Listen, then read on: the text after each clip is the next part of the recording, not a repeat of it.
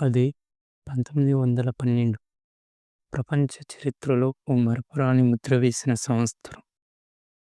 Titanic అనే పెద్ద ఓడ సముద్ర గర్భంలో మునిగిపోయింది. ఈరోజు మనం టైటానిక్ గురించి పూర్తి విషయాలు ఈ వీడియోలో తెలుసుకుందాం. దానికంటే ముందు ఈ వీడియోను లైక్ చేయండి. టైటానిక్ నిర్మాణం 1909లో ప్రారంభమైంది. ఇంగ్లాండ్లోని బెల్ఫాస్ట్ నగరంలో హార్లైన్ అండ్ పోల్ షిప్యార్డ్లో దీన్ని నిర్మించారు. ఈ నౌకను నిర్మించడానికి దాదాపు 15,000 కార్మికులు పనిచేశారు. ఆ రోజుల్లో ఇది ప్రపంచంలోనే అతిపెద్ద నౌక. టైటానిక్ని అన్సింకబుల్ అని ప్రమోట్ చేశారు. ఎందుకంటే దీనిలో 16 వాటర్ కంపార్ట్మెంట్స్ ఉండేవి. ఏ కంపార్ట్మెంట్లో నీరు చేరినా అది బయటకు రాకుండా చెక్ చేస్తుందని వారు నమ్మారు. కానీ ఏం జరిగిందో మనం ఇప్పుడు చూద్దాం. 1912 ఏప్రిల్ 10న టైటానిక్ తన మొదటి ప్రయాణాన్ని ప్రారంభించింది. ఇంగ్లాండ్లోని సౌతాంప్టన్ నుంచి న్యూయార్క్ నగరానికి చేరింది.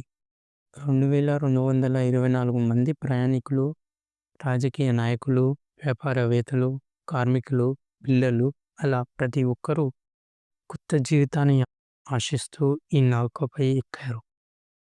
టైటానిక్లో 3 క్లాసులు ఉండేవి. First class, second class, third class.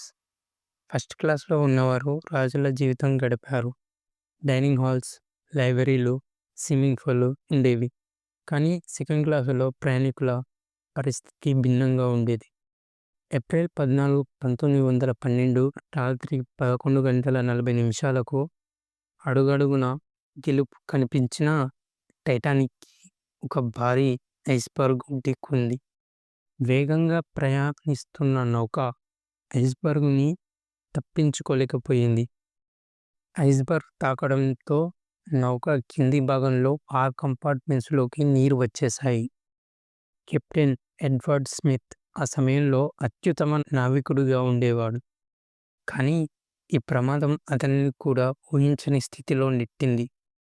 రాత్రి 12 గంటల తర్వాత ప్రయాణికులకు విషయం తెలియడం మొదలైంది. ఎవరైనా డెక్ పైకి రావాలి అని చెప్పారు. కానీ అక్కడ ఏం జరుగుతుందో ఎవరికీ తెలియట్లేదు. నౌకలో లైఫ్ బోట్స్ తక్కువగా ఉండటం, 2224 మందిలో కేవలం 700 మందికి సరిపోయే లైఫ్ బోట్స్ ఉన్నాయి. ఫస్ట్ ఉమెన్స్ మరియు చిల్డ్రన్స్ వెళ్ళారు. కానీ చాలామంది పురుషులు మరియు సెకండ్ క్లాస్ ప్యాసింజర్స్ చనిపోయారు. రాత్రి 2:20 టైటానిక్ 2 భాగాలుగా చీలి పూర్తిగా మునిగిపోయింది. మహాసముద్రంలో వేలాది మందికి చలి వల్ల ప్రాణాలు పోయాయి. ప్రాణాలు దక్కించేందుకు 700 మందిని కార్పేథియా అనే ఓడ రక్షించింది. బహుశా మనం ఊహించలేని ఆత్మవేదన, బాధ ఆ సముద్రంలో అలా వెళ్ళిపోయింది. ప్రతి ఒక్కరి వెనుక ఒక కథ ఉంది. చాలామంది వాళ్ళ తల్లిదండ్రుల కోసం జీవించడానికి పోరాడారు. ఈ ఘటన తర్వాత ప్రపంచ నౌక నిబంధనలు మార్చబడ్డాయి. ప్రతి ఓడలో సరిపడా లైఫ్ బోట్స్ ఉండాలి, రేడియో కాంటాక్ట్ ఉండాలి అనే నిబంధనలు తీసుకొచ్చారు. టైటానిక్ మునిగిన 73 ఏళ్ల తర్వాతే 1985లో దీని అశ్లేషాలు కనిపించాయి. టైటానిక్ పై ఉండే మ్యూజిక్ బ్యాండ్ చివరి వరకు ప్లే చేస్తూ చనిపోయారు. టైటానిక్ సంబంధించిన కొన్ని ప్రయాణికులకు ముందు నుంచే వింత కలలు వచ్చాయంట. ఒక పుస్తకం 1898లో ఫెటిలిటీ అనే పేరుతో వచ్చింది. అందులో టైటానిక్ అనే ఓడ ఐస్బర్గ్కి ఢీకొని మునిగిపోతుంది. ప్రాణాలతో బయటపడిన వారిలో ఒకరు మెల్వినా. ఆమె టైటానిక్లో ప్రయాణించినప్పుడు కేవలం 9 వారాల చిన్న అమ్మాయి. ఆమె చివరిగా మరణించిన టైటానిక్ ప్రయాణికురాలు. ఆమె 2009లో చనిపోయింది. మరొకరు మమోరు అసును, జపాన్కి చెందిన ఈ వ్యక్తి. ఆయన లైఫ్ బోట్లో ప్రాణాలతో బయటపడ్డాడు. టైటానిక్ని చార్టర్ చేయడానికి సపోర్ట్ చేశారని ఓ ప్రచారం జరిగింది. ఇదే కాదు, ఒలింపిక్ అనే నౌక మునిగిందని, ఒలింపిక్ అనే నౌక అప్పటికి చాలా నష్టాల్లో ఉందని దాన్ని టైటానిక్‌గా మార్చి ప్రయాణం చేయించారనేది ఓ థియరీ. ఇవి నిజాలు కావు. కానీ మనుషుల ఊహాశక్తికి ఇది ఉదాహరణ.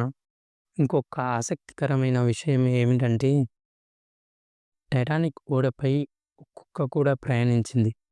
3 కుక్కలు లైఫ్ బోట్స్‌లో రక్షించబడ్డాయి. 1997లో విడుదలైన 'టైటానిక్' సినిమా ప్రపంచాన్ని ఊపేసింది. లియోనార్డో డికాప్రియో మరియు కేట్ విన్స్లెట్ నటించిన ఈ సినిమా ప్రపంచవ్యాప్తంగా 11 ఆస్కార్ అవార్డులను గెలుచుకుంది. జాక్ మరియు రోజ్ అనే ప్రేమ కథ నిజం కాదు. కానీ ఆ ప్రేమని, బాధను చూపించడంలో ఈ సినిమా గొప్పగా నిలిచింది. అయితే టైటానిక్ గురించి మరెన్నో డాక్యుమెంటరీలు, సీరీస్‌లు కూడా వచ్చాయి. అందులో 'drain the Titanic', 'Titanic the final word', 'Titanic 20 years later with James Cameron' వంటి ప్రోగ్రామ్స్ ఉన్నాయి. ఒకవైపు ఓడ మునుగుతున్నా 8 మంది సంగీతకారులు చివరి వరకు సంగీతం వాయించారు. వాళ్ళు 'నియరర్ మై గాడ్ టు థీ' అనే వాయించారని చెబుతారు. ఐస్‌బర్గ్ గురించి రేడియో సిగ్నల్స్ టైటానిక్‌కి ముందే వచ్చాయి.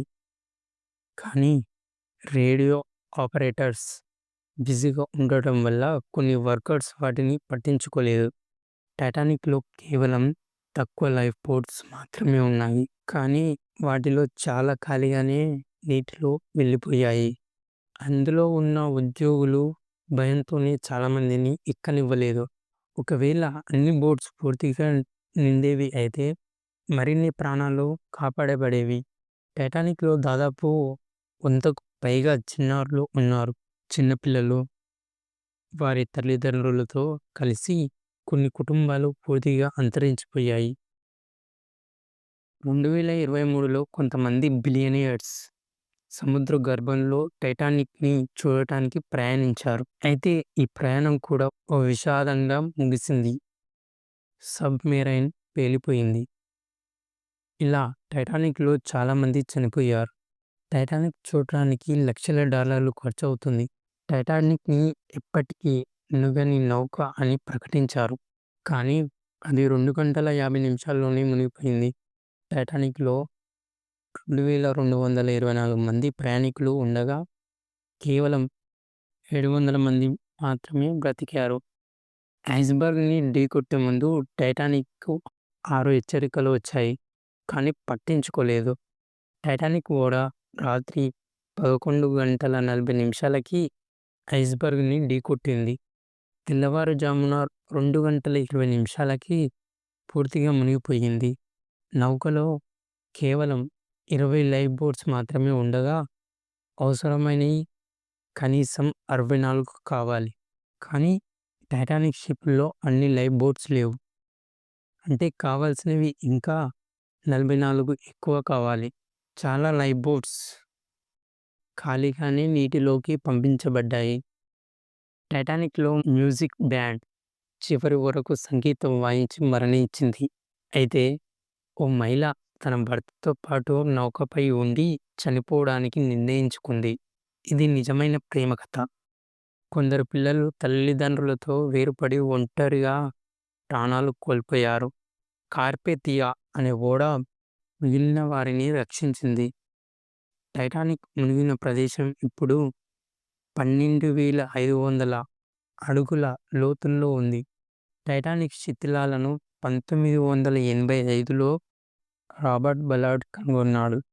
టైటానిక్‌పై ఉన్నత స్థాయి వ్యాపారవేత్తలు, మిలియనీర్లు కూడా చనిపోయారు. 1997లో వచ్చిన 'టైటానిక్' సినిమా ఈ సంఘటనని ప్రపంచానికి దగ్గరగా చూపించింది.